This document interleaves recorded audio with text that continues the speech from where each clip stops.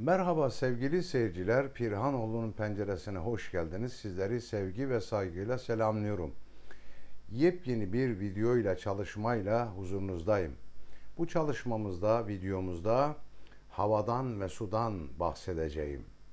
Havanın, suyun muhteşem döngüsünden, dönüşümünden, hayat veren, can veren durumundan söz edeceğim. Evet, hava ve su. Aslında bakarsanız ikisi de formülasyon olarak birbirine çok yakınlar. Havasız ve susuz hiçbir canlı ve cansız varlıklar yaşayamazlar. Adeta hayat bunların üzerine kurulmuştur. Hatırlayalım. Big Bang dediğimiz, yani dünyanın o büyük patlamadan başlayarak büyük ateş kütlesi halinde evren ve bu ateş kütlesi parça parça bölünerek dünyamız bir parçasını oluşturuyor.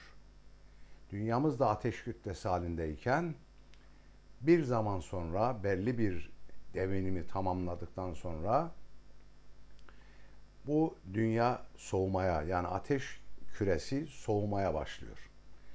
Ve soğurken buharlaşma meydana geliyor. Oksijen ve su üretiyor. Evet, hava ve su üretiyor.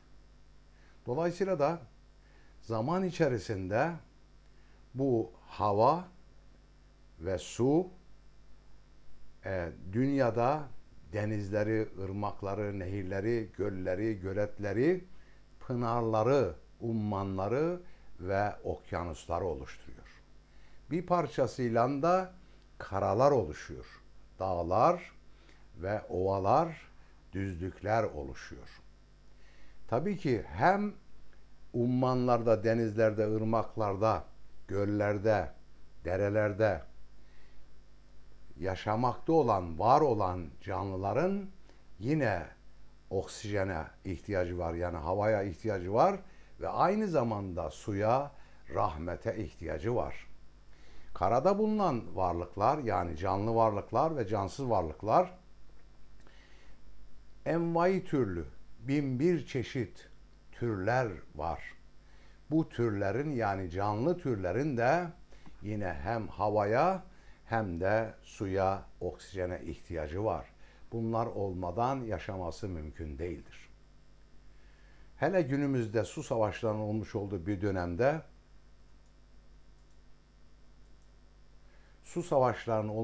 bir dönemde düşünebiliyor musunuz? Havanın ve suyun kıymeti, değeri bir kat daha artmış oluyor.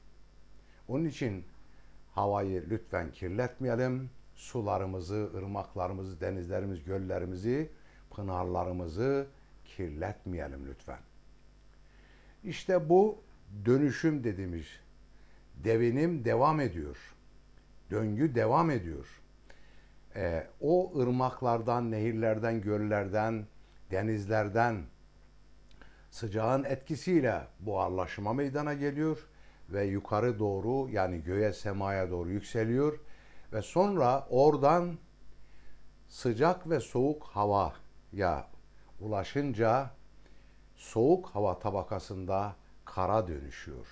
Yani kristalleşerek kar halini alıyor ve lapa lapa karaya, denize, ırmaklara yağıyor.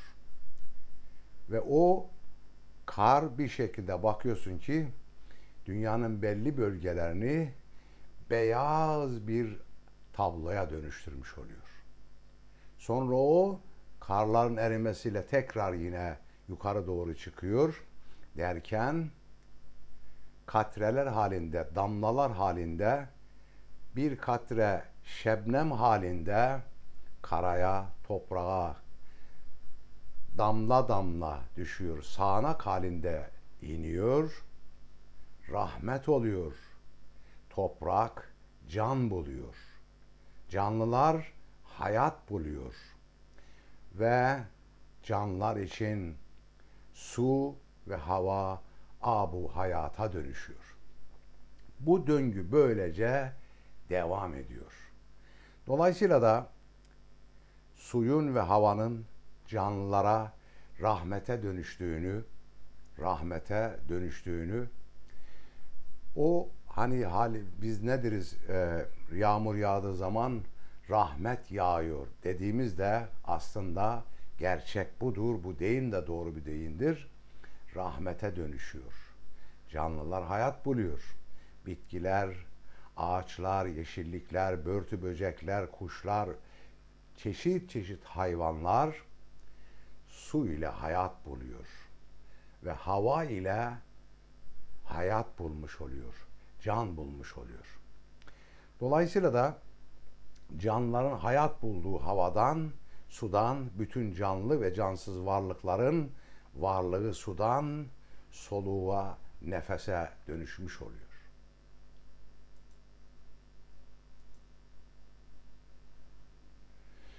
Evet, videolarımı izlemek istiyorsanız lütfen kanalıma abone olup beğeni yaparak paylaşımlarda bulunmanızı ve aynı zamanda küçücük bir yorum da bırakmanızı rica ediyorum.